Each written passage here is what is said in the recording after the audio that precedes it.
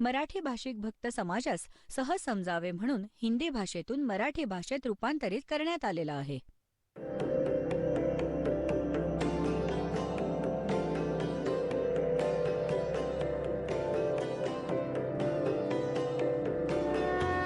और ज्ञान सब ज्ञानडी कबीर ज्ञान सो ज्ञान और जैसे घोड़ा तोब कायम करता चले मैदान. जगद्गुरु तत्वदर्शी संत रामपालजी महाराजांचे अमृत वचन सर्व पवित्र धर्मांच्या व पवित्र शास्त्रांच्या आधारावर.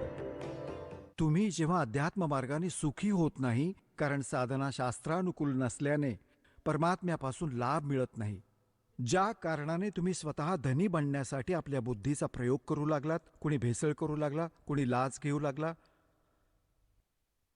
आणि कोणी आणखी काही मार्ग अवलंबून, तर हा मार्ग सुखी होण्याचा नव्हे, हे तर महादुःख प्राप्त केलं आपण.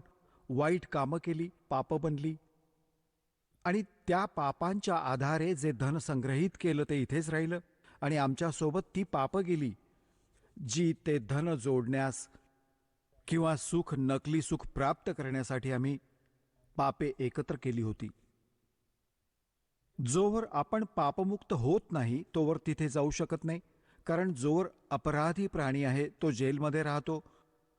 अपराध मुक्त झाल्यावरच तो जेलमधून सुटेल. तर आधी परमात्मा तुमच्या त्या पापांचा नाश करतील जी तुमची संचित आहेत, आधीची एकत्र केलेली आहेत. आणि दुसरा मग तुम्हाला असा विधी देण्यात येईल की ज्या योगे वर्तमानातील सुद्धा तुमच्या भविष्यात जी दुःख येतील, जी तुमच्या प्रारब्धात लिहिलेली आहेत. प्रारब्ध म्हणजे नशीब. प्रारब्धास असं डिफाईन करण्यासाठी अशा प्रकारे सांगतात की मागच्या जन्मजन्मांतरीची तुमची पुण्य आणि पापे संग्रहित आहेत.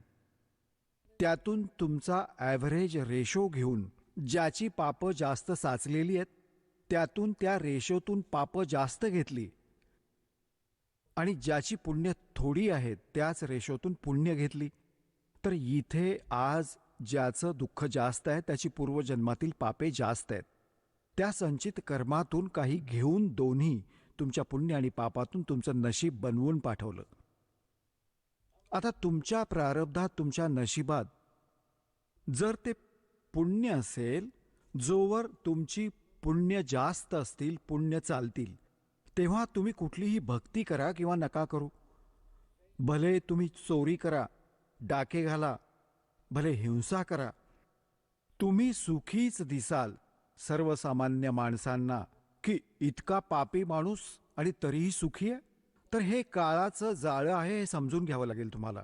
तर अन्य व्यक्ती ज्या आस्तिक आहेत त्याही नास्तिकतेकडे जाऊ लागतात यांना पाहून. तर या ज्ञानाच्या आधारे तुम्ही तुमचे मन रोखायला हवे. कुमार्गावर जाण्यापासून सहारा देईल तुम्हाला हे तत्वज्ञान. आणि ज्यावेळी त्या व्यक्तीची ती पुण्य क्षीण होऊन जातील, मग पापांचे दिवस येतील, मग बघा त्याची कशी दुर्गती होईल. आणि मग त्याच्याजवळ वेळ फार कमी असेल आणि मग तो कुठे समाधानासाठी जाईल तर त्याला नकली हे संत भेटतील. त्यांच्याकडून जंतर मंतर करवून घेऊन, नामदीक्षा घेऊन शेवटी तो मरूनच जाईल त्या दुर्गतीसहित. आणि जेव्हा आपण सत्साधना करू तेव्हा परमात्मा आपल्याला भेटतील, सद्गुरू भेटतील. सद्गुरू मग आपल्याला ते सतज्ञान देतील, सत्साधना देतील, ज्या योगे तुमची पापं नष्ट होतील. तर आत्ता तुमच्या प्रारब्धात जसं तुम्ही दुःखी आहात तर पापामुळे आहात, सुखी आहात तर पुण्यामुळे आहात. अंडरस्टूड आहे ही गोष्ट. सामान्य माणूस जो धर्माबद्दल थोडी का होईना रुची बाळगतो त्याला माहीत आहे की पापाने दुःख मिळतं आणि पुण्याने सुख मिळतं इथलं. आता जोवर तुमची पुण्य चालतील तोवर तुम्ही सुखी दिसून याल. आणि ही पुण्य आधीची संग्रहित कमाई आहे तुमची. जसा इन्व्हर्टर आज जवळपास सर्वांच्याच घरात असतो, माहिती तर सर्वांनाच नक्की आहे. त्याच्यात बॅटरी असते, त्यांना चार्जरच्या माध्यमातून लाईटमध्ये विजेला लावून चार्ज केलं जातं, तर बॅटरीच्या आत ती एनर्जी स्टोअर होते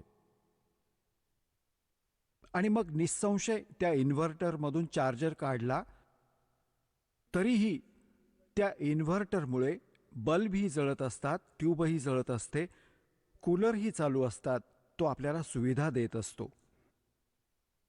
तर ती व्यक्ती असा विचार करते की माझा इन्व्हर्टर साऱ्या सुविधा मिळत आहेत, पण जर तो चार्जर ठीक नसेल तर तर ती बॅटरी एक दिवस एकदम डाऊन होईल आणि डिस्चार्ज होईल. पुन्हा त्याला कोणतीही सुविधा प्राप्त होणार नाही. अगदी अशाच प्रकारे जे पूर्वजन्माचे पुण्यकर्मी प्राणी आहेत, त्यांनी पूर्वजन्मात ती बॅटरी चार्ज करून ठेवली, तेव्हा चार्जर नीट लागला. कारण परमात्मा जेव्हा येतात, परमेश्वर 600 वर्षांपूर्वी आले होते. भगवान कबीर साहेबजी तुम्हाला चार्ज करून गेले होते आशीर्वादाने, तुम्हाला मंत्र देऊन गेले, अमृतवाणी ऐकवून ऐकवून. त्यावेळी कबीर भगवानांचे 64 लाख शिष्य होते. 64 लाख शिष्य, एका धाणकाचे, एका विणकराचे, एका मजूर माणसाचे. जो संत आहे असं वाटायचंच नाही, कारण की आपण संत किंवा ब्राह्मणांना किंवा संत ज्या अशांना समजत असतो, जे एकतर पंडित असतील किंवा मोठ्या गुहेत बसलेले असतील, मोठमोठ्या जटा असतील किंवा मुंडन केलेलं असेल, लाल पिवळे कपडे घातलेले असतील, तर त्या महापुरुषांना तर आपण संत मानत होतो. आणि एक आपल्यासारखा मजूर, एक कपडे विणणारा, एक धानक आणि त्याचे 64 लाख शिष्य व्हावेत, अद्वितीय अद्वितीय काम आहे हे. पण परमात्म्याचा महिमा इतका लपवून ठेवला या नकली काळाच्या दूतांनी. त्यांना एक कवी, एक धाणक, एक विणकर, एक भक्त बनवून त्यांची फाईल बंद करून टाकली. आता त्या हिऱ्याचं गाठोड दासाने उघडलं आणि तुम्हाला ओळख सांगितली, हिरा हा असा असतो, इतकी याची किंमत आहे. आता कोण मागे राहील त्या हिऱ्याला प्राप्त करण्यात? पळत सुटतील, शर्यत लागेल. काही दिवसांनी बघाल तुम्ही, सगळं विश्व प्राप्त करेल. सर्वांना गरज आहे या भगवानाची. भटकत आहेत, दुःख प्राप्त करत आहेत, भक्तीही करत आहेत. तर 64 लाख शिष्य झाले होते. तेव्हा परमात्म्याने आपल्या आशीर्वादाने आपली वाणी ऐकवत ऐकवत प्रथम मंत्र दिला बस. ते शेष 2 मंत्र नव्हते दिले परमात्म्याने. तत् आणि सत ते गुप्त ठेवायचे होते. सतनाम नाही दिले भगवानांनी. का नाही दिलं? कारण की त्यावेळेस तुम्ही परमात्म्याला ओळखण्यायोग्य नव्हतात. आणि परमात्म्यांनी त्यावेळी असं म्हटलं होतं कबीर साहेबांनी की 5500 वर्ष जेव्हा कलियुग संपेल धर्मदास, तेव्हा मी पुन्हा येईन आणि जितके सर्व नकली पंथ आहेत किंवा आपण जितक्या मानव धर्मात विभागलो गेलो आहोत, यांना असं ज्ञान देईन, हे ऑटोमॅटिकली एक होऊन जातील. आधी एक होते, एकापासून अनेक झाले. आता या ज्ञानाने हे पुन्हा एक होतील आणि पूर्ण विश्वच ही भक्ती करेल आणि सर्वांचं कल्याण होईल जे मर्यादेत राहतील.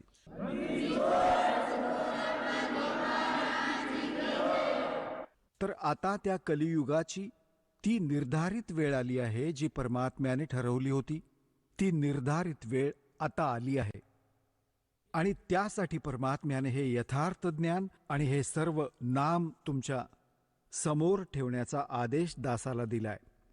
तर त्यावेळी परमेश्वराने तुमची बॅटरी चार्ज केली होती आणि ती बॅटरी चार्ज करून अजूनपर्यंत त्याच चार्जवर तुम्हाला मनुष्य जीवन प्राप्त होत आलेले आहेत. परमात्म्याच्या विधानात आहे की 2 प्रकारे मानव शरीर प्राप्त होते. एकतर मागील भक्तीच्या कमाईवर कंटिन्यू तुम्हाला 10, 20, 50, 100 मनुष्य जन्मही मिळू शकतात, त्यापेक्षा अधिकही असू शकतात. ते तुमच्या संग्रहित त्या बॅटरी चार्जवर अवलंबून आहे की कुणी किती करून ठेवली आहे. पण या मनुष्य जीवनामध्ये जर सद्भक्ती किंवा पुन्हा जर चार्जर लागला नाही तर मग काही लाभ होणार नाही.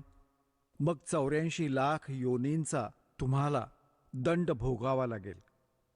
आता दुसऱ्या प्रकारचा जो जन्म असतो तो होतो टर्न वाईज. एका नंबराच्या आधारे तुम्हाला परमात्म्याने एक विधान करून ठेवले होते की एक मानवी शरीर प्रत्येक जीवास अवश्य प्राप्त होईल. 84 लाख प्रकारची कुत्री, गाढवे, डुक्कर यांची योनी भोगून आणि मग एक मानव शरीर त्या प्राण्याला नक्कीच प्राप्त होईल. तर काही असे मानव शरीर प्राप्त प्राणी आहेत ज्यांना टर्न वाईज मानव शरीर प्राप्त झालंय, आणि एक ते आहेत जे मागील बॅटरी चार्ज होती त्या मागील संस्कारांनी मनुष्य जीवन कंटिन्यू होत आहे तुमचे. तर ज्यांनी मागील जन्मातच मनुष्यापासून मनुष्य जीवन प्राप्त केले आहे, आज त्यांच्यामध्ये भक्तीची ओढ जशीच्या तशी आहे आणि तेच पुण्यात्मे भटकत आहेत भगवानासाठी. तर परमात्म्याच्या ओढीने तेच चालतात, कारण की त्यांच्यात ती ओढ तशीच राहते, त्याचा विसर नाही पडत त्यांना. तर कुणी बालपणीच काही ना काही व्रत ठेवायला लागतात, परंपरागत साधना करतात. मग जसा पण कोणी अगदी चालता फिरता कोणी मार्गदर्शक मिळाला तरी त्यांचा स्वीकार करतात. मग संतांकडे जातात, ऐकतात की गुरुविण मोक्ष नाही मिळत. मग त्या संतांकडे सुद्धा तेच पुण्यात्मे जे पूर्वजन्मातून मानवी शरीरातून आले आहेत, तेच भटकत आहेत. त्यांच्यात इच्छा आहे, ओढ आहे भगवानांची. तेच या धार्मिक स्थळांना जातात, तेच या नकली संतांना फसतात. आता या 2 प्रकारे मानव शरीर प्राप्त होतं. 600 वर्षांपूर्वी तुम्ही परमात्म्याच्या संपर्कात राहिला होतात, तुम्ही चार्जर नीट लावला होता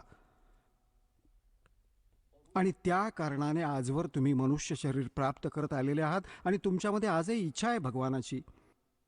तर तुम्ही पूर्वीपासून मानव शरीरातून आलात. तर इथे थोडं एक उदाहरण देतो.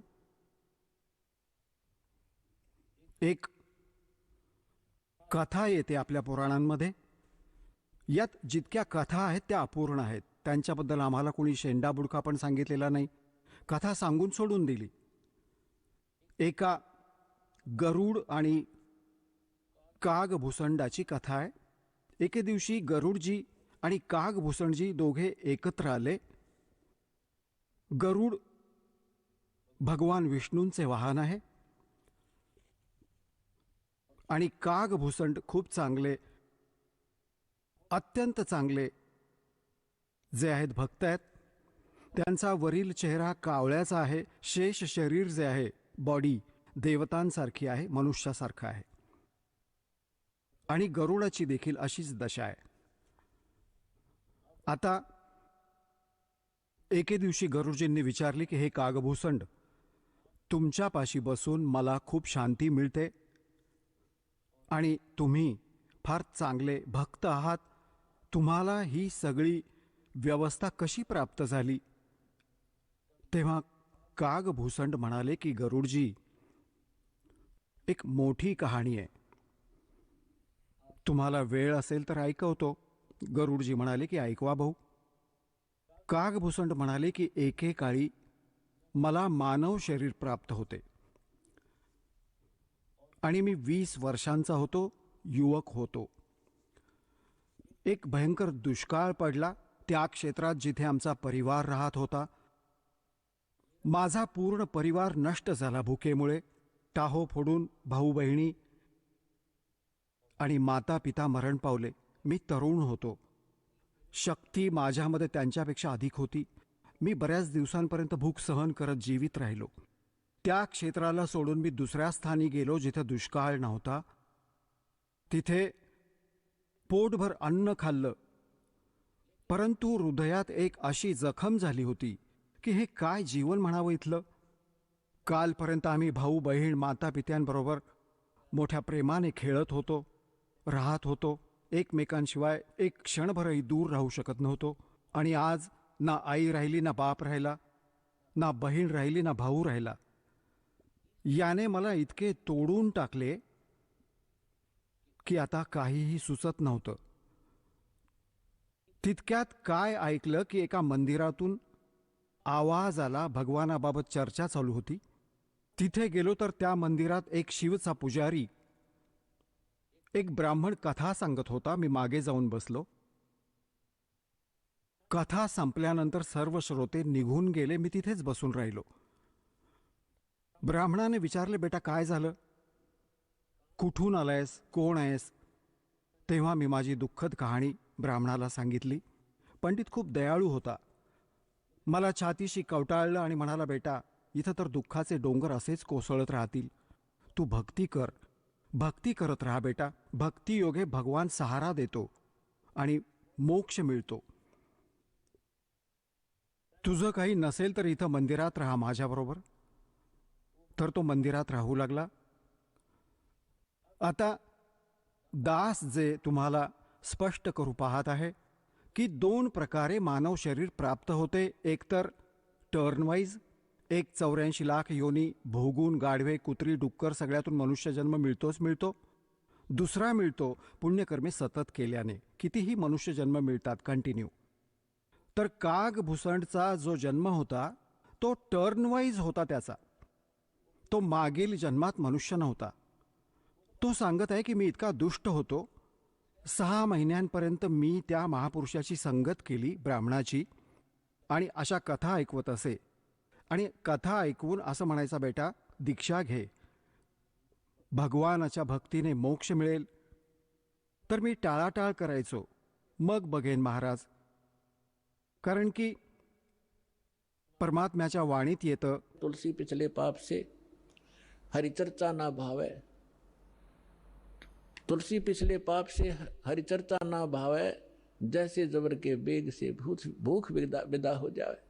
जसा कुणाला ताप येतो, मलेरिया होतो, तर त्याला भले मनुका द्या, खिसमिस, हलवा, पुरी, खीर, इतकं स्वादिष्ट जेवण द्या, तरीही जिभेवर ठेवताच म्हणतो कडू कडू लागत आहे मला, चांगलं नाही लागत. आता ना ते मनुके कडू आहेत, ना हलवा आणि खीर कडू आहे. त्या तापाने त्याच्या शरीराची व्यवस्था अशी केली की त्याला स्वादिष्ट वस्तूही कडवट लागू लागतात. आता तो त्यांना नाही खाऊ शकत, भले कितीही प्रयत्न करा. जीभ लावताच थुंकून टाकतो. त्याच्या क्षमतेची गोष्ट नाही.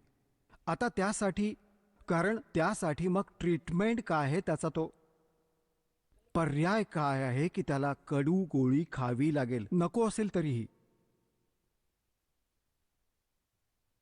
आणि मग ती व्यवस्था ठीक होईल. तर अशाच प्रकारे त्याची विवशता असेल तिथे राहण्याची, त्या कागभूषणची. आणखी काही मार्ग नव्हता. कुठे भाकरी नव्हती, तिथे भाकरी मिळत होती. तो राहत होता त्या संताबरोबर, परंतु त्याच्या आतली भगवानाची जी मेव्यासमान ओढ असते ती नव्हती.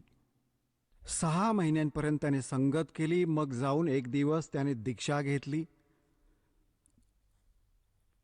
आता काळाचे इतके भयंकर जाळे आहे की ब्राह्मण वृद्ध झाला. हा तरुण होता. ज्या कथा गुरुजी सांगत असत 6 महिन्यात, 1 वर्षात त्याच्या लक्षात आल्या.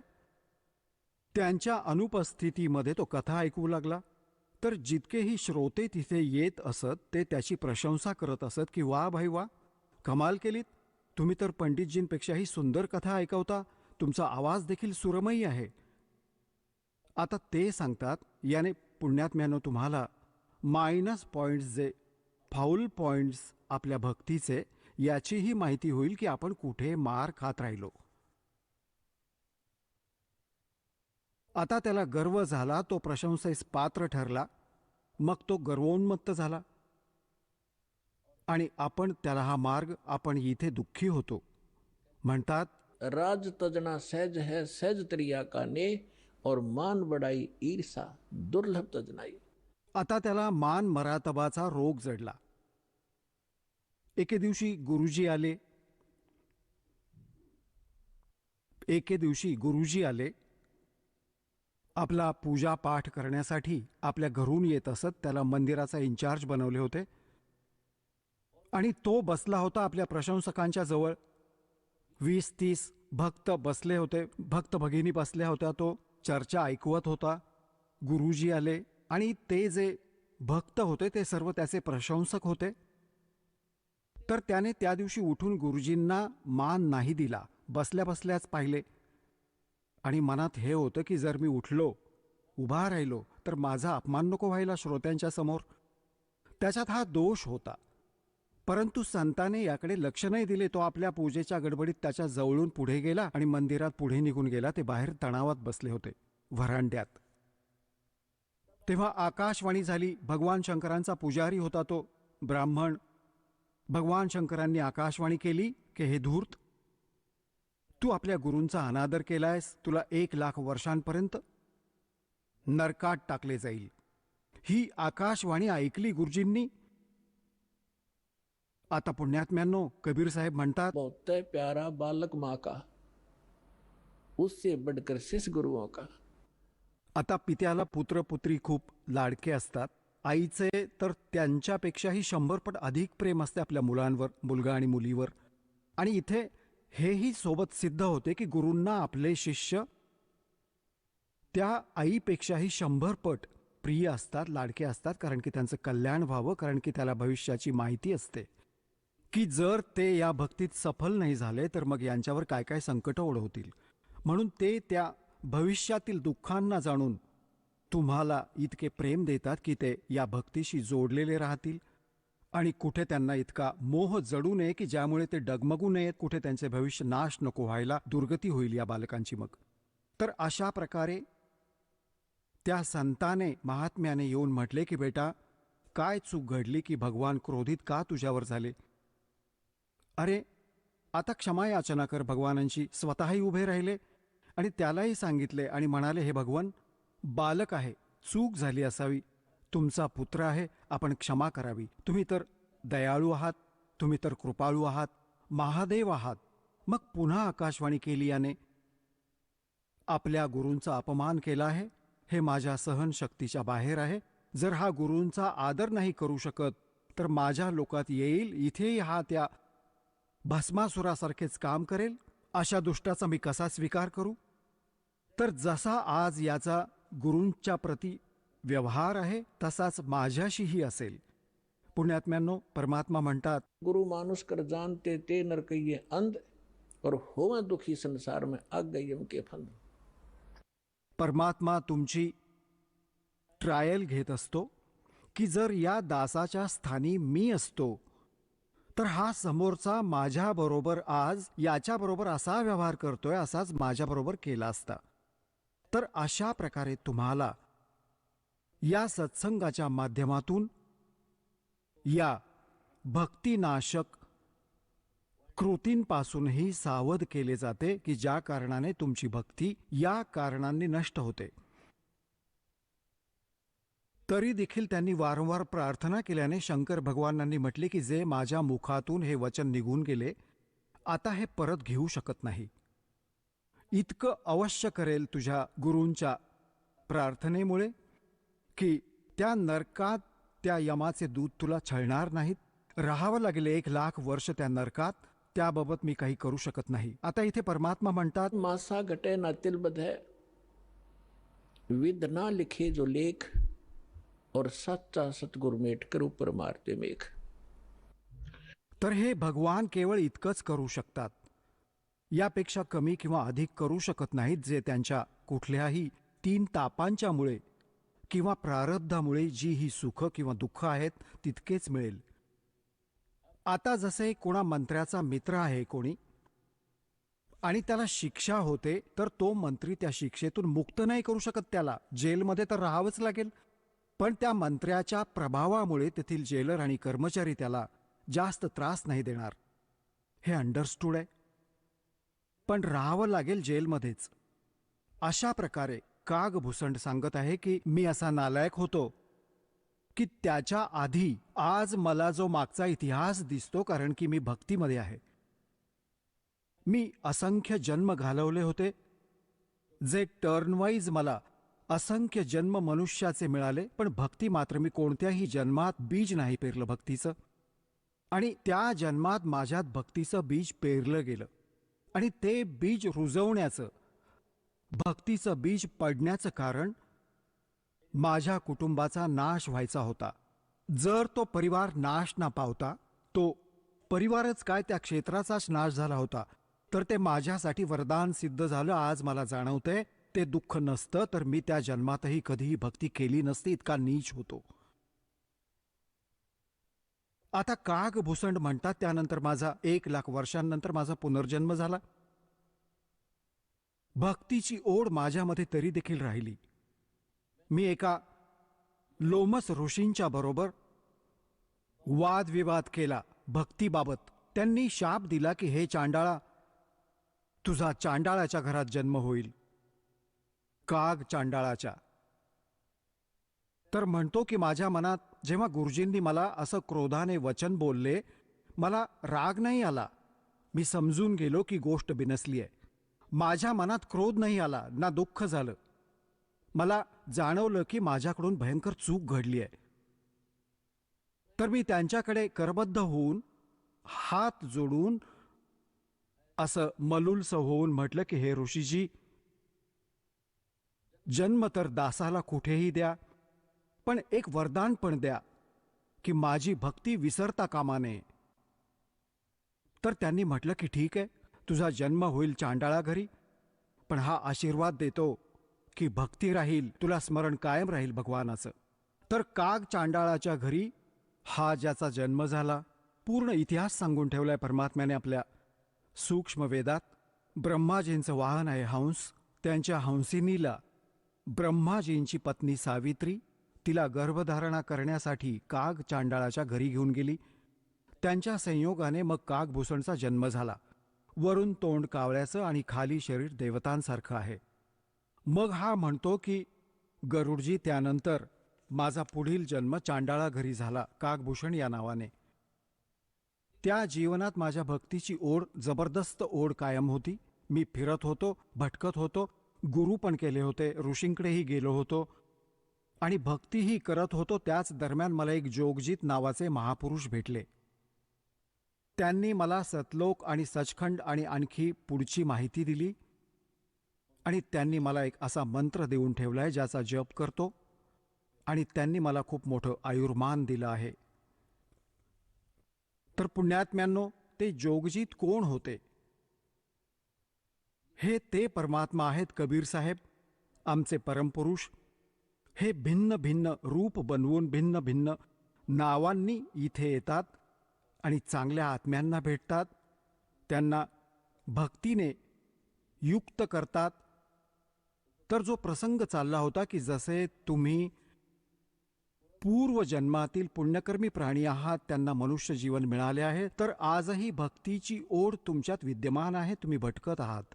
आणि काही अशा व्यक्ती आहेत, एकाच घरात एकतर हे ज्ञान ऐकताच पळ काढतो आणि दुसऱ्यांना समजावण्याचा प्रयत्न केला तरी ते ऐकत नाहीत, विरोध करतात. तू देवी देवता सोडलेस, तू बट्ट्याबोळ केला, देवता रुष्ट होतील, असं होईल, नुकसान होईल. किंवा ते भक्ती करतच नाहीत. तर याचे कारण सांगितले परमात्म्याने. कबीर साहेब म्हणतात, दिल दोनों दीन का, दिल में दोष न धार, सतगुरु का कोई एक है, यू काल का सब संसार. जसं कोकिळा जी असते, ती कोकिळा आपलं वेगळं घरटं बांधून अंडी घालत नाही, कारण की दुसरीकडे अंडी घातली तर कावळे ती अंडी खातात. ती इतक्या चतुराईने आपलं काम साध्य करते. जी मादी काग, कावळीन जेव्हा अंडी उत्पन्न करते तेव्हा त्यावर नजर ठेवूनच असते. आणि जेव्हा ती बाहेर कधी जाते, आपले आहार शोधण्यासाठी, पिण्यासाठी जाते, तर मागून तिच्याच घरट्यात आपली अंडी घालते. आता ती कावळीण जेव्हा परत येते तेव्हा 2च्या ठिकाणी तिला 4 अंडी दिसतात, पण तिला समजत नाही की आपलं कोणतं आणि दुसऱ्याचं कोणतं.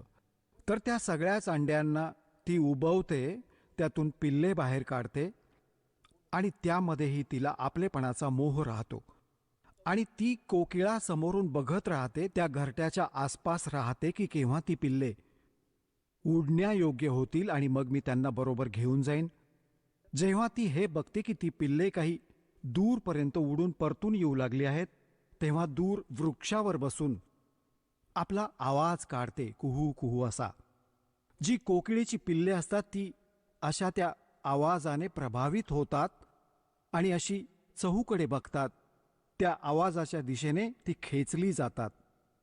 आणि जी कावळ्याची असतात त्यांच्यावर काही परिणामच होत नाही, ती आपली बसूनच राहतात. ती उडून पुढे जातात. कोकिळेची कावळ्याची तिथेच राहतात. आता कावळी धावते, उडते त्यांच्या मागे मागे त्यांच्याबरोबर, की माझी पिल्ले गेली. तर कोकिळा आणखी दूर निघून जाते, कुहू कुहू करत उडत उडत, तर खूप दूर निघून जाते. कावळीण परतून येते, की मागचे तर ही पिल्ले गेली ती गेली, मागे राहिलेल्यांना तर इजा नको व्हायला. त्यांना सोडून ती परत माघारी येते. तर कोकिळेची पिल्ले आपल्या आईचा आवाज ओळखून तिच्याबरोबर निघून जातात आणि कावळ्याची तिथेच राहतात. घराघरात आज अशीच स्थिती आहे. जे परमात्म्याचे पूर्वजन्मीचे संस्कारी हंस आहेत ते परमात्म्याच्या त्या बोलीला, कोकिळ्याच्या त्या बोलीला ऐकतात, सजग होतात आणि पळत येतात सतलोक आश्रमाच्या दिशेने. आणि तेही जर अजून शहाणे झालेले नसतील, अजून समजण्यायोग्य जे बाकी असतील, असंही होऊ शकतं, तर तेही जर कोकिळेचे असतील तर अवश्य सतलोक आश्रम बरबालामध्ये यायलाच लागेल त्यांना. तर अगदी अशाच प्रकारे मागील संस्कार प्रारब्धापासून हे सगळं आपला मागील संस्कारापासून तुम्हाला सर्व वस्तू प्राप्त होत आहे, पण पुढील तयारीही करून घ्यायची आहे. आता जसं काग भूसंडला मागील संस्कार नव्हता, हे असं कारण बनलं आणि त्याच्यावर इतक्या सत्संगाचा वर्षाव होईल इच्छा नसतानाही त्याला तिथे राहायचं होतं आणि रोज ऋषींनी संताने सत्संग करायचा होता, त्याचा परिणाम झाला. आता जसा कोणाला सर्प डसतो आणि आधी मंत्रांनी हे सर्व जतन करत असत. गारुडी एक मंत्र सिद्ध करतो वेदांमधला आणि त्या मंत्राने मग तो विष उतरवतो. तर ज्याला सर्प डसलेला आहे तो अचेतन पडला आहे. ना त्या मंत्राची भाषा समजते ना आवाज ऐकतो, पण तरीही तो मंत्र त्याच्यावर परिणाम करतो, विषरहित करतो आणि तो सचेतन होतो. अगदी अशाच प्रकारे आज परमात्म्याने हीच पद्धत अवलंबली आहे. अशी साधने बनवली, चिप बनवली, व्हिडिओ ही DVD बनवली. सकाळ दुपार संध्याकाळची आरती कंपल्सरी करावी लागेल. आता घरामध्ये जे सदस्य नाम पण घेऊ इच्छित नसतील आणि ना ऐकण्याची इच्छा असेल तर घराबाहेर कुठे जाणार? तुम्ही तुमची आरतीही करत आहात, तुम्ही तुमचे मंत्र जपही करत आहात, तुम्ही परमात्म्याची वाणी सत्संग देखील चालवता कधीतरी, तर त्यांच्यावर त्या कागभूषणसारखा एक दिवस परिणाम होणारच. आणि तेही या रामनामाचा प्रभाव त्यांच्यावरही होईल एक दिवस आणि हे सर्व पार करतील, कारण की हे भगवानाचे वचन आहे. तर ही पद्धत अवलंबली परमात्म्याने. परमात्मा आणि काळाची एकदा परमेश्वराने सांगितले की आमची काळाबरोबर वार्ता झाली होती. त्याने मला चापलुसी करून वचनबद्ध केले होते की 3 युगात जीव, जेव्हा परमात्म्याने सांगितले होते की मी खालील लोकात जाऊन तुझी वास्तविकता सांगेल सर्व प्राण्यांना, की तू भगवान नाहीयेस, तू काळ आहेस, यांना खातोस, यासाठी तू यांना जन्माला घालतोस आणि मारतोस, जन्म देतोस आणि मारतोस. खरा भगवान कुणी वेगळा आहे, तिथं जाण्याची पद्धत मी सांगेन, असा गुप्त मंत्र मी घेऊन आलोय. तेव्हा काळाने पाय धरले, खूप जास्त जी आहे प्रार्थना केली, परमात्म्याने स्वीकारली. याने म्हटले की भगवान 3 युगात जीव नका घेऊन जाऊ, कमी घेऊन जा थोडे थोडे, आणि 4थ्या युगात कलियुगात कितीही जीव घेऊन जा, इतकी दया माझ्यावर करा. परमात्म्यास देखील माहीत होते की सतयुग, त्रेता, द्वापार युगात हे जीव जास्त दुःखी होत नाहीत आणि यांची पूर्वजन्माची बॅटरी चार्ज असते. त्यामुळेच हे सुखी असतात आणि हे विचार करतात की आम्ही राम आणि कृष्णाची भक्ती करतोय, कदाचित त्यामुळेच सुखी आहोत. म्हणूनच माझ्या ज्ञानात स्वीकार करू शकणार नाही, परमेश्वराला माहीत होते.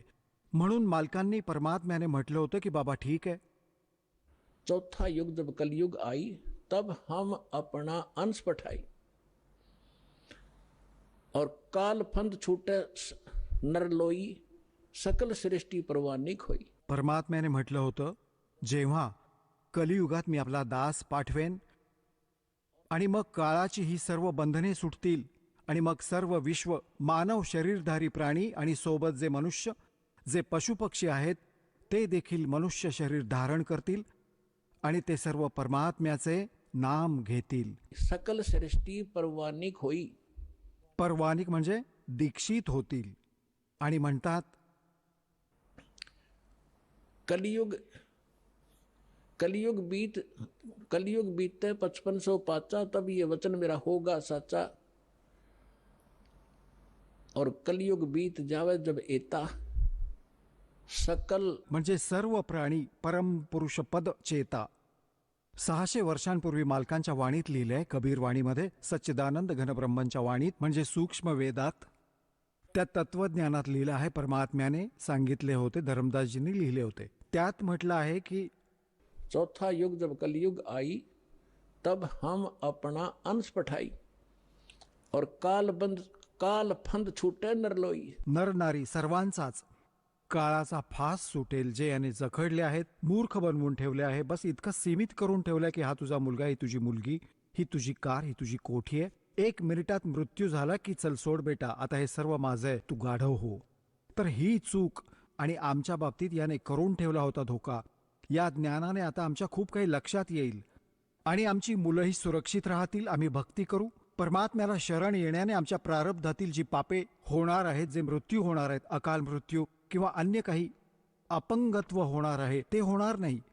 जेव्हा तुम्ही नियमित राहाल, खऱ्या विश्वासाने सद्भक्ती कराल, तर ती दुःखे टळतील. तुमची मुलं शेवटपर्यंत तुमच्या बरोबर राहतील जोपर्यंत, आणि तेही मुक्त होतील आणि तुम्हीही व्हाल जर सर्वच भक्ती करू लागलात तर. तर परमात्म्याने म्हटले होते की सकल सृष्टि प्रवानिक होई काल फंद छूटे नरलोई. काळाचे जे बंधन आहे, जे याने कर्माने बांधून ठेवले आहे, ते सर्व सुटेल आणि सारी सृष्टी उपदेशी होईल. कलयुग बीतते 5505. धर्मदासजींना म्हटले होते कि कलयुग बीतते 5505 तब ये वचन मेरा होगा सच्चा. आजपासून 600 वर्षांपूर्वी मालकांनी हे म्हटलं होतं की पूर्ण विश्व माझी भक्ती करेल कबीरांची, आणि सर्व त्या सतलोकातील त्या परम परमेश्वराचे, त्या परमपदाचे जाणकार असतील. चला आता आपण त्या श्रद्धाळूंचे अनुभव जाणून घेऊयात, ज्यांनी जगद्गुरू तत्वदर्शी संत रामपालजी महाराजांकडून दीक्षा प्राप्त केलेली आहे, तसेच त्यांच्याद्वारा सांगितलेल्या भक्ती मार्गावर चालत आहेत. नमस्कार. नमस्कार. आपलं नाव? प्रशांत शिवाजी पाटील दास. आपण कुठून आलात? मुक्काम पोस्ट बडकंबे, तालुका वाळवा, जिल्हा सांगली येथून आलो. आपला व्यवसाय काय आहे? माझा व्यवसाय शेतीचा आहे. संत रामपालजी महाराजांची गुरुदीक्षा आपण कधी घेतली? संत रामपालजी महाराजांची दीक्षा मी 30/12/2018 रोजी घेतली. संत रामपालजी महाराजांची गुरुदीक्षा घेण्याअगोदर आपण व आपला परिवार कोणती भक्ती साधना करत होतात? संत रामपालजी महाराजांची दीक्षा घेण्याअगोदर मी आणि माझा परिवार पारंपरिक पद्धतीने, आम्ही वारकरी संप्रदायातील माणसं असल्यामुळे विठ्ठलाची भक्ती ही आमच्या कुटुंबात पारंपरिक चालू होती. त्याच पद्धतीनं ज्या संतांनी जे देवता सांगितल्या, मग ते हनुमानजी असतील, विष्णू, कृष्ण, शिवजी, या सर्वांची पारंपरिक पद्धतीने गणपती यांची पूजा अर्चा आमच्या घरी चालू होती. जसं तुम्ही सांगत आहात की आपण महाराष्ट्रामध्ये जी पारंपरिक भक्ती साधना आहे, जसं की मंदिरात जाणे, देवी देवतांना पूजणे, व्रतवैकल्य करणे, या भक्तिविधी आपण करत होतात. तर मला असं विचारायचं आहे की संत रामपालजी महाराजांचं जे ज्ञान आहे, याच्याबद्दल आपल्याला माहिती कशी मिळाली आणि आपण त्यांच्या शरणात कसे आलात? मी संत रामपालजी महाराजांची दीक्षा घेण्याअगोदर मी अध्यात्मात होतो. कीर्तन प्रवचन मी स्वतः करत होतो. आमच्या घरात वारकरी असल्यामुळे आमचे वडील भजनात हे असायचे. आमच्या घरात अध्यात्माची आवड पहिल्यापासून असल्यामुळे मी सुद्धा, मला अध्यात्माची गोडी होती आणि संतांचे वाङ्मय, ज्ञानेश्वरी असेल, भगवद्गीता असेल, तुकाराम गाथा असेल, एकनाथी भागवत असेल, याची पारायण आणि मी आमच्या गावामध्ये आणि इतर गावामध्ये सुद्धा करत होतो. तसेच कीर्तन प्रवचन मी स्वतः करत होतो. पण करत असताना माझ्या मनामध्ये असा प्रश्न सारखा यायचा की मी ह्या संतांच्या ह्याच्यातून एक मला कळलं की कृष्ण हेच मूळ परमात्मा आहेत, हे मला कळलं होतं. पण मला गीतेच्या 18 अध्यायामध्ये 62वा जो श्लोक आहे की श्रीकृष्ण अर्जुनाला सांगत असतात की हे अर्जुना, तमेव शरणम गच्छम सर्वभावेन भारतात तत्प्रसादात परम शांतीस्थानं प्राप्य शाश्वतम. अर्जुना, तू सर्व भावाने त्या परमेश्वराला शरण जा, त्याच्या कृपेने तुला सनातन धामाची आणि शाश्वत सुखाची प्राप्ती होईल. मग जर भगवान श्रीकृष्ण जर मूळ परमात्मा असतील तर ते त्या परमात्म्याला शरण जा म्हणतात, म्हणजे तो परमात्मा कोण? आणि त्याचबरोबर अर्जुनाला सांगत असताना गीतेच्या 4थ्या अध्यायामध्ये 34व्या श्लोकामध्ये सांगतात, तद्वदी परिप्रातेन परिप्रश्नेन सेवया उपदेशन्ते ज्ञानी ज्ञानीना तत्वदर्शिना. अर्जुना, तुला ते तत्वज्ञान प्राप्त करून घ्यायचं असेल तो त्या तत्वदर्शी संतांना साष्टांग दंडवत करून प्रणाम करून त्यांच्याकडे ते ज्ञान ग्रहण कर म्हणतात. मग स्वतः परमात्मा जर श्रीकृष्ण असतील तर परत त्या संतांना शरण जा का सांगतात? आणि त्या परमेश्वराला शरण गेल्यानंतरच तुला सनातन धामाची आणि शाश्वत सुखाची प्राप्ती होईल असे बोलतात. येतं माझं मन खात होतं की मी जे प्रवचन कीर्तन करतोय मी खरंच मूळ परमात्म्याच्या भक्तीचाच प्रचार करतो का काय, असं मला मनोमन वाटायचं की ह्याच्या पुढे आणि काहीतरी असलं पाहिजे. मग तो परमात्मा कोण, असे माझ्या मनामध्ये प्रश्न असताना एक दिवस मी असं दुपारी सकाळी टी व्ही लावली आणि टी व्हीमध्ये ही अशी जी चॅनल असतात जे प्रवचन सांगतात त्या चॅनलवर मी असंच लावून एक चॅनल लावून बसलो असताना त्याच्यामध्ये संत रामपालजी महाराजांचा एक सत्संग असा दिसला. परत मी मागं आलो आणि ती चॅनल पकडल्यानंतर बरोबर त्याच वेळेला सद्गुरू रामपालजी महाराजांनी तो श्लोक घेतला की तमेव शरणम गच्छम सर्व भावेन भारता तत्प्रसादात परम शांतीस्थानम प्राप्स्यसि शाश्वतम. मला जो श्लोक आणि ज्या श्लोकावर विश्लेषण हवं होतं तो श्लोकच माझ्या समोर आल्यामुळं मी ध्यान देऊन जरा ऐकल्यानंतर मला कळलं की बाबा मी नाव वाचलं की संत रामपालजी महाराज तत्वदर्शी संत हे नाव वाचल्यावर मला तत्वदर्शी संत हे ज्या वेळेला दिसलं त्यावेळेला मला कळलं की गीतेमध्ये ज्या तत्वदर्शी संतांना भेट म्हणून सांगतात तेच संत हे आहेत आणि त्यांच्यापासूनच मला समाधान लाभलं. त्यामुळं मला गीतेचं पूर्ण ज्ञान झालं. त्यामुळं मी त्याच दिवशी त्या चॅनलवर जे फोनचे नंबर पडत होते ते नंबर मी तिथेच घेतले आणि तिथे बसूनच मी नंबर आश्रमला लावला आणि त्यांनी नामदानचा पत्ता दिला आणि त्या नामदानावर जाऊन मी नामदीक्षा घेतली. सर, जसं तुम्ही सांगत आहात की पूर्वीपासूनच आपण भक्तिमार्गात होतात आणि विशेष करून आपण एक कीर्तनकार होतात, परंतु परमेश्वर कोण आहे आणि तो कसा मिळेल ह्याची माहिती आपल्याला मिळत नव्हती. आणि योगायोगाने संत रामपालजी महाराजांच्या सत्संगाद्वारे आपल्याला ती माहिती मिळाली, आपला विश्वास पटला आणि तत्वदर्शी संताकडे जाऊन आपण नामदीक्षा घेतली. तर मला असं विचारायचं आहे, जेव्हा आपण संत रामपालजी महाराजांची नामदीक्षा घेतली त्यानंतर आपल्याला व आपल्या परिवाराला काय काय लाभ प्राप्त झालेत? मी ज्यावेळेस नामदीक्षा घेऊन आलो आणि मी तत्वदर्शी संत रामपालजी महाराज यांच्या नियमानुसार भक्ती करायला लागलो. काही दिवसातच आमच्या बंधुराज यांचा धाकटा मुलगा जो एक 3-4 वर्षाचा असेल त्याच्या डोक्यामध्ये एक पाठीमागल्या साईडला एक गाठ उठली आणि ती गाठ मोठी व्हायला लागली आणि त्यातून पाणी यायला लागलं. त्यावेळेला आमचे भाऊ दवाखान्यात जाऊन त्यांनी धावलं आणि सांगलीला गेले. सांगलीला चेकअप केलं, सोनोग्राफी केल्या, सिटी स्कॅन केलं. त्यामध्ये सांगितलं गेलं की मुलाच्या डोक्यामध्ये मेंदवामध्ये गाठ आहे आणि त्याच्या मुळ्यासमोर सर्वत्र पसरलेले आहेत आणि त्याचं त्वरित ऑपरेशन करणं गरजेचं आहे. त्यानंतर ते दुसऱ्या दिवशी घरात सांगत आले असं झालं आहे आणि ऑपरेशन केलं पाहिजे. त्यानंतर मी त्यांना परत दुसऱ्या दिवशी मी त्या मुलाला घेऊन गेलो दवाखान्यात. डॉक्टरांना परत विचारलं. डॉक्टरांनी सांगितलं की याचं ऑपरेशन लगेच करणं गरजेचं आहे, पण ते ऑपरेशन आपल्या इथं होत नाही म्हणून त्यांनी दुसरी चिठ्ठी दिली शरद सावंत विश्रामबाग. तिथे गेल्यानंतर त्याने ते रिपोर्ट सगळे बघितले आणि पुण्याच्या डॉक्टरांना पाठवून दिले. त्यानंतर त्यांचा रिप्लाय असा आला की ह्याचं ऑपरेशन त्वरित करणं गरजेचं आहे. म्हणून त्यांनी मला सांगितलं की हे ऑपरेशन करायचं असेल तर खर्च पार आहे, एक 10-12 लाख रुपये खर्च येणार. मी त्यांना विचारलं खर्च करायची तयारी आहे पण ह्याची गॅरंटी काय? त्यांनी सांगितलं की 99% गॅरंटी नाही आहे, कारण मेंदवामध्ये ती गाठ एवढ्या मुळा पसरलेल्या आहेत, याची जिम्मेदारी कुणीही घेणार नाही. त्यांनी सांगितलं की तुम्ही असं करा, फार झाल्यास मुंबई पुणे या ठिकाणी तुम्ही जावा. त्यानंतर मी कृष्णाच्या टेबलला मुलाला घेऊन आलो आणि मुलाला घेऊन आल्यानंतर तिथल्या डॉक्टरांनी तपासणी केली आणि त्यांनी ते सुद्धा तेच सांगितलं की मुलाच्या मेंदवामध्ये गाठ आहे आणि त्याच्या मुळ्या सभोवळ पसरलेल्या आहेत आणि याचं ऑपरेशन करणं गरजेचं आहे. तुम्ही गुरुवारी या.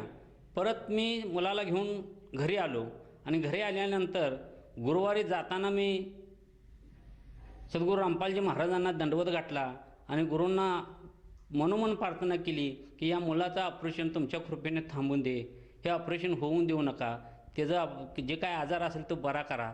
असं म्हणून मी दंडवत घालून मी दवाखान्यात डॉक्टरांना तपासणीसाठी परत गेलो.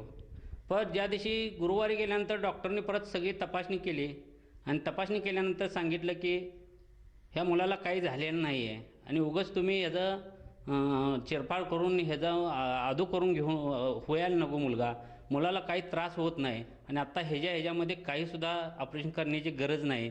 आणि हे सगळं घडलं ते सद्गुरू रामपालजी महाराजांच्या कृपेमुळे घडलं. आणि रामपालजी महाराजांची कृपा अशी झाली की ती गाठ हाई तशीच्या तशी जागेवर बसली, त्यातून पाणी यायचं बंद झालं आणि आज तो मुलगा पूर्ववत जसा पहिला होता तसा आहे. या घटनेला आज 2 वर्षे झाली की ते पूर्णपणे मुलगा नॉर्मल आहे. तो जसा सर्वसामान्य आपण तुम्ही आम्ही आहे तसाच आहे. त्याच्यात कुठलाही बदल झालेला नाही.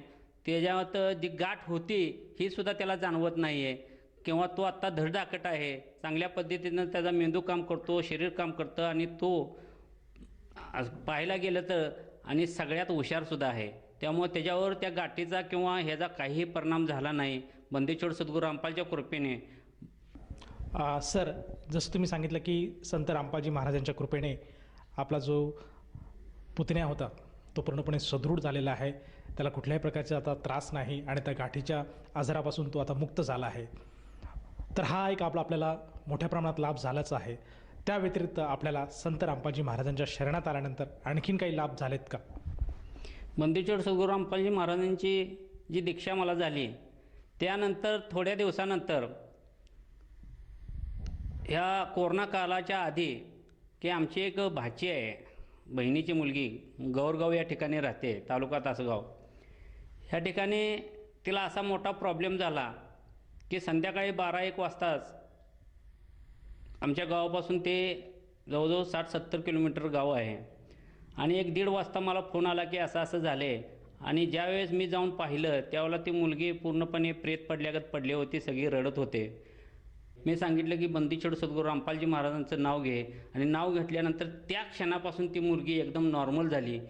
जसं की वीज चमकते तशी मुलगी एका क्षणात ती उठून उभा राहिली आणि सांगू लागली की मला असं असं झालं आणि मला नरडं कुणी तर दाबून मी गेलतो. ज्यावेळेस ती मुलगी उठून उभा राहिली आणि त्यानंतर मी तिला आमच्या घरी घेऊन आलो. घरी घेऊन आल्यानंतर तिच्यासोबत तिची आई, भाऊ, भावाची मंडळी सगळेजण आमच्या घरी आलीत. त्यावेळेला मी इथं सद्गुरूंच्या कृपेनं त्यांना सगळं हे पटवून सांगितलं आणि त्यांनी नामदान घेतलं. काही कालानंतर कोरोना काळात मला अस्वस्थ वाटू लागलं आणि मी स्वतःहून दवाखान्यात ॲडमिट झालो. आणि ॲडमिट झाल्यानंतर ज्या दिवशी मी ॲडमिट झालो त्या दिवशी संध्याकाळी 11-12च्या पुढे मी शरीरातून बाहेर पडलो. ह्याची जाणीव मला झाली कारण मी अशक्त होतो आणि अशा अवस्थेमध्ये मी शरीरातून बाहेर पडलो. मी माझ्या शरीराला बघत होतो, मी माझ्या शरीराच्या भोवती फिरत होतो. मला काही कळत नव्हतं की हे माझं शरीर पडलं आहे. मी त्या शरीरावर जाऊन पडत होतो, हे शरीर माझं आहे माझं म्हणत होतो, पण ते शरीर मला स्वीकारायला तयार नव्हतं. मी शरीराकडे बघत होतो. मी त्या दवाखान्यामध्ये फिरलो, परत येऊन त्या शरीरामध्ये जाण्याचा प्रयत्न केला. हे शरीर माझं आहे म्हणून त्याच्या अंगावर पडलो, पण काहीच त्याच्या संवेदना जागा होईनात किंवा ते हलना. आता त्यानंतर मला कळलं की बहुतेक आपण मेलो आहे, आपण तर ह्या शरीरातनं बाहेर पडलो याचा अर्थ आपण मेलो आहे. असं म्हणून आता काय करायचं म्हणून मी त्या शरीराकडे बघून मला अस्वस्थ वाटू लागलं. तेवढ्यात मला सगळ्या त्या यमदूताने त्या नरकाच्या ह्याच्यामध्ये उभा केलं आणि तिथं उभा जात असताना हे यम जे होते ते लांबून असे सभोवतानी माझ्या भोवतानी फिरत होते, पण कोणालाही मला असं पकडावं आणि मारावं असं कुणीसुद्धा केलं नाही. पण ज्यावेळेस मी बघत होतो तिथले दृश्य असे होते की न बघण्यासारखे होती. सगळं किडं मुंग्या झुरया असं पडल्यासारखं सगळं घाण अतिशय गालिच्य तिथं हे होतं. त्याच्यामध्ये माणसांना मारून म्हणजे अंगाला होलं करून भालं भुसकून त्या किड्यांच्या मुंग्याच्या ह्याच्यात टाकलं जात होतं. ते ओरडत होते. त्यांच्या डोळं काढलं जात होतं. त्यांना खांबाला बांधून मारलं जात होतं. त्या आगीमध्ये त्यांना टाकलं जात होतं. तिथल्या मुली, स्त्रिया, माणसं एवढ्या जोरात ओरडत होती, त्याचा आवाज मला असह्य होत होता. पण मी संपूर्ण हे वातावरण जवळजवळ एक रात त्या ठिकाणी मी फिरतोय. सगळीकडे फिरत असताना मला जाणवतंय की बाबा ह्यांना सगळ्यांना त्रास होतोय, पण मला कोणी अजून काही पकडलेलं नाही. आणि मला का पकडलेलं नाही असं विचार करत असताना मी बघतोय की हे यमदूत माझ्या भोवतानी फिरतात, पण मला धरायचं धाडस करत नाही आहेत. त्यावेळेला माझ्या लक्षात आलं की अरे आपण सद्गुरू रामपालजी महाराजांची दीक्षा घेतली आहे, पण गुरुजींनी तर सांगितलेलं आहे की सांगितलेलं हे ठिकाण आहे ते नरकाचं आहे. आपण इथं कसं पोचलो? त्यावेळेला मला तिथं एक लख प्रकाश दिसला आणि त्या प्रकाशाच्या पुढं जायचा एक मार्ग दिसला. त्या मार्गाने मी जाऊ लागलो आणि जात असताना मला एक असं झालं की तिथं त्या प्रकाशाच्या ह्याच्यातनं एक माणूस नेण्यासाठी आला आणि त्यानं मला पकडल्या गुरुजींनी सांगितलं की तू शब्द आठव, तू नाम आठव म्हणल्या मी काय केलं, सतनामाचं स्मरण केलं. सतनामाचं स्मरण माझ्या हातनं झाल्या त्या उचललेल्या माणसानं मला तिथं खाली टाकून दिले माझ्या शरीरामध्ये एकदम हालचाल झाली आणि मला जाणवलं की बहुतेक मी शरीरामध्ये आलोय. आणि शरीरामध्ये आलोय म्हटल्यानंतर मी ज्या ठिकाणी झोपलो होतो त्या ठिकाणी माझ्या छातीवर मोबाईल होता आणि त्या मोबाईलमध्ये मला जाणवलं की माझ्या शरीराच्या हालचाल होते, हाताच्या हालचाल व्हायला लागल्या. मी कानोसा घेतला पण माझं डोळं उघडत नव्हतं. मी अशक्त होतो. त्यावेळेला मी काय केलं, त्या मोबाईलला स्पर्श केला आणि त्यातून एक फोन लागला. तो फोन आमच्या गावामध्ये आमचा चुलत भाऊ याला फोन लागला. माझ्या तोंडातून एकच शब्द बाहेर निघाला की मला इथनं बाहेर न्या. ते ऐकल्यानंतर त्याने काय केलं, त्या दवाखान्यात सकाळी लगेच तिथून ते आलेत आणि आल्यानंतर मला बाहेर काढलं तर मी कोमामध्ये होतो. त्याने तिथून मला हलवलं आणि हलवल्यानंतर त्याने कोल्हापूरला नेलं आणि कोल्हापूरला ज्यावेळेला मला जाग आली तोपर्यंत घरच्याने आश्रममध्ये फोन लावलेला की असं झालं कसं. गावात अशी बातमी आली की महाराज सपलेत. मला महाराज म्हणत होते कारण मी कीर्तन प्रवचन करत असल्यामुळे मला महाराज म्हणायचे. महाराज संपलेत आणि महाराज कोरोना काळात गेलेत अशी बातमी सगळीकडे पसरली. मग घरच्याने आश्रमामध्ये फोन लावला, असं झालंच कसं. त्यावेळेला आश्रमातनं सांगितलं गेलं की परमात्मा त्यांच्या सोबत आहेत, फक्त त्यांचं नामशुद्धीकरण करायला सांगा. ज्या वेळेला त्यांनी आदल्या दिवशी अरदास लावली आणि अरदासानंतर त्यांनी सांगितलं की त्यांचं नामखंड झालेलं आहे आणि परमात्मा सोबत आहेत, फक्त त्यांना नामशुद्धीकरण करा. त्यावेळेला घरच्यांनी सांगितलं की नामशुद्धीकरण कसं करायचं, तुम्ही मोबाईल फक्त नेऊन ठेवा त्यांच्याजवळ, पुढं काय असेल ते परमात्मा करतील म्हणून सांगितलं. माझ्याजवळ दुसऱ्या दिवशी मोबाईल आणून ठेवला आणि मोबाईल ज्या वेळेला आला त्यावेळी मला जाग आली आणि जाग आल्यानंतर मला कळलं की मला शुद्ध आल्या आणि मी ते मोबाईलकडं पाहिलं. मोबाईलकडं पाहिल्या माझ्या ह्याच्यावर नामदानावरून फोन आला. मी फोन उचलला आणि तिथं माझं नामशुद्धीकरण झालं. तोपर्यंत डॉक्टर जवळ आले आणि डॉक्टर माझ्याजवळ आल्यानं मी डॉक्टरना सांगितलं, डॉक्टर मला आता डिस्चार्ज द्या. डॉक्टर म्हणले असं का बोलायला लागलाय, मला आता काही होत नाही. त्यावेळेला डॉक्टरने विचारलं असं का म्हणताय, तर मी ज्या ठिकाणी मनुष्य मेल्यानंतर जातो त्या ठिकाणी रिटर्न मला परमात्म्याने सद्गुरू रामपालजी महाराजांनी रिटर्न राहून दिलेला आहे. त्यामुळे मला आता काही होत नाही याची मला खात्री पटली आणि सद्गुरू रामपालजी महाराजांची एवढी कृपा झाली की मला सगळं दर्शन देऊन परमात्म्याने मला परमात्म्याच्या कृपेनंच मला तिथून परमात्म्याने पाठवलं. हे परमात्म्याची माझ्यावर फार मोठी कृपा आहे. सर, जसं तुम्ही सांगत आहात की संत रामपालजी महाराजांच्या कृपेमुळे आज आपण जिवंत आहात, नाहीतर या करोनाने आपला बळी घेतला होता. परंतु केवळ आणि केवळ संत रामपालजी महाराजांची जी सद्भक्ती आहे, जी पूर्णपणे शास्त्रांच्या आधारावर आहे, त्या शास्त्राच्या आधारावर भक्तीमुळेच सद्गुरू रामपालजी महाराजांच्या कृपेमुळे आज आपण जिवंत आहात. तर या अनुषंगाने आपण जे इतर भगत समाज आहेत त्यांना आपण प्रामुख्याने काय संदेश द्याल? मी त्यांना एवढीच विनंती करू शकतो की सद्गुरू रामपालजी महाराजांचं जे ज्ञान आहे हे शास्त्राच्या आधारे तपासा. या शास्त्रामध्ये जे सांगितलेलं आहे, जे आजपर्यंत कुठल्याही संतांना, महंतांना, आचार्यांना, ऋषींना जे ज्ञान कळलं नाही आहे, भगवद्गीतेचा अर्थ ज्यांना कळला नाही, कुठल्याही संतांना हे ज्ञान कळलं नाही, ते ज्ञान भगवद्गीतेच्या आधारे, वेदाच्या आधारे, पुराणाच्या आधारे, शरीफ कुराणच्या आधारे, या सर्व बायबलच्या आधारे, सर्व धर्मग्रंथांच्या आधारे मूळ परमात्मा कोण आहेत आणि त्या मूळ परमात्म्याची शास्त्रानुसार भक्ती कशी करावी हे सांगणारे या जगतामध्ये एकमेव सद्गुरू रामपालजी महाराज हेच तत्वदर्शी संत आहेत. आणि त्यांच्या नामदान घेतल्यानेच मनुष्याला मोक्ष प्राप्त होतो याची पूर्णपणे खात्री मला पटलेली आहे. तसेच जे नामदान घेतील त्यांनासुद्धा हाच अनुभव येईल आणि त्या सर्वांनी ते शास्त्र तपासावेत आणि सद्गुरू रामपालजी महाराजांच्या नामदान घ्यावं एवढी मी सर्वांच्या चरणी प्रार्थना करू शकतो आणि विनंती करू शकतो. सर, जसं तुम्ही सांगत आहात की आज पृथ्वीच्या पाठीवर संत रामपालजी महाराज हेच केवळ तत्वदर्शी संत आहेत आणि तेच शास्त्रानुसार आज सद्भक्ती देत आहेत. तर ह्या अनुषंगाने जर एखाद्या साधकाला वाटलं की आपण सुद्धा संत रामपालजी महाराजांकडनं नामदीक्षा घेऊन आपलं जीवन सफल करावं आणि संत रामपालजी महाराजांची सद्भक्ती स्वीकारून लाभ प्राप्त करावेत, तर तो व्यक्ती किंवा तो साधक संत रामपालजी महाराजांची नामदीक्षा कशी घेऊ शकेल? आज टी व्ही चॅनलला, वेगवेगळ्या चॅनलला सद्गुरू रामपालजी महाराजांचे सत्संग होतात.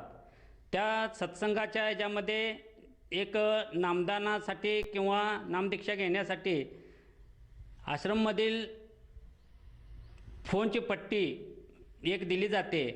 त्या ठिकाणी फोन करून किंवा आज जर आपण सद्गुरू रामपालजी महाराज यांच्या यूट्यूबवर किंवा फेसबुकवर जर सत्संग ऐकला तर त्या ठिकाणी सुद्धा आपणाला ते नंबर भेटले जातात. तसेच सद्गुरू रामपालजी महाराजांचे शिष्य गावोगाव ज्ञानगंगा अन्य पुस्तकांची सेवा केली जाते. त्या पुस्तकावर सुद्धा ते नंबर आहेत. ते नंबर डायल करून आपल्या जवळच्या नामदान केंद्राचा नंबर आपल्याला आश्रममधून मिळतो. तो नंबर घेऊन आपण त्या नामदान केंद्रावर जाऊन दीक्षा ही दिली जाते आणि आपलं कल्याण केलं जातं. सर, जसं तुम्ही सांगत आहात की संत रामपालजी महाराजांच्या दयेने आज महाराष्ट्रामध्ये प्रत्येक जिल्ह्यामध्ये नामदान केंद्राची सुविधा उपलब्ध आहे आणि आपल्या टी व्हीच्या स्क्रीनवर जे काही नंबर आज फ्लॅश होत आहेत त्या नंबरपैकी कुठल्याही एखाद्या मोबाईलवर आपण जर संपर्क साधला तर आपल्या जवळच्या नामदान केंद्राची माहिती मिळेल आणि तेथे जाऊन ती व्यक्ती नामदीक्षा घेऊ शकेल. परंतु मला असं विचारायचं आहे की या नामदीक्षेसाठी त्या व्यक्तीला किती पैसे मोजावे लागतात? सद्गुरू रामपालजी महाराजांच्या दीक्षेसाठी काही पैसे घेतले जात नाहीत. निःशुल्क नामदान सेवा दिली जाते. या बदल्यात आपणाला आपला उद्धारच होईल. आणि आजपर्यंत आपण असं ज्ञान कधी ऐकलं नाही, असं ज्ञान आपणाला प्राप्त होईल. ज्ञान नाही तर ते तत्त्वज्ञान आहे आणि ते तत्त्वज्ञान प्राप्त झाल्याशिवाय, कारण गीतेमध्ये सुद्धा म्हणलेलं आहे की तत्त्वज्ञान प्राप्त झालेला पुरुष या कर्मबंधनाच्या जन्ममरणाच्या फेऱ्यातून सुटून त्या अनामी लोकाची प्राप्ती होतो. तर ज्ञान प्राप्त होणं गरजेचं नाही, तर सद्गुरू रामपालजी महाराज हे तत्त्वज्ञान प्राप्त करून देतात आणि तत्त्वज्ञान प्राप्त झाल्याशिवाय त्या मनुष्याला मोक्ष प्राप्त होत नाही. कारण म्हणलेलं आहे जन्मबंधन विनोमुक्तम पदम गच्छन्ति अनामयम. तो आत्मा ते तत्त्वज्ञान प्राप्त झाल्यानंतर सगळ्या कर्माच्या ह्याच्यातून सुटून जन्ममरणाच्या फेऱ्यातून सुटून तो अनामी लोकाची प्राप्ती करतो आणि त्या अनामी लोकाची प्राप्ती म्हणजेच हा मोक्ष आहे. ज्या साधकांना नामदान घ्यायचं आहे त्यांनी ज्ञान ग्रहण करून आपापल्या जिल्ह्याच्या ठिकाणी नामदान केंद्र आहे त्या ठिकाणी जाऊन निःशुल्क नामदान घ्यावं ही विनंती. धन्यवाद. धन्यवाद. सच आहे.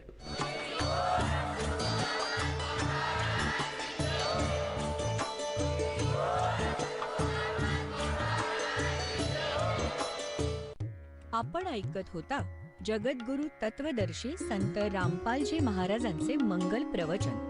निःशुल्क नामदीक्षा प्राप्त करण्यासाठी आणि अधिक माहितीसाठी संपर्क करा 7030303951 7030303952. आमची वेबसाईट आहे www.jagadgururampalji.org. सर्व पवित्र धर्मांच्या व पवित्र शास्त्रांवर आधारित प्रमाणित अनमोल पुस्तक ज्ञानगंगा किंवा जगण्याचा मार्ग यापैकी कोणतेही एक पुस्तक निःशुल्क मागवण्यासाठी आम्हाला आपले पूर्ण नाव, पूर्ण पत्ता, पिनकोड सहित आणि फोन नंबर लिहून 7030303951 7030303952 नंबरवर SMS करू शकता किंवा आम्हाला 7030303950 नंबरवर व्हॉट्सअप देखील करू शकता.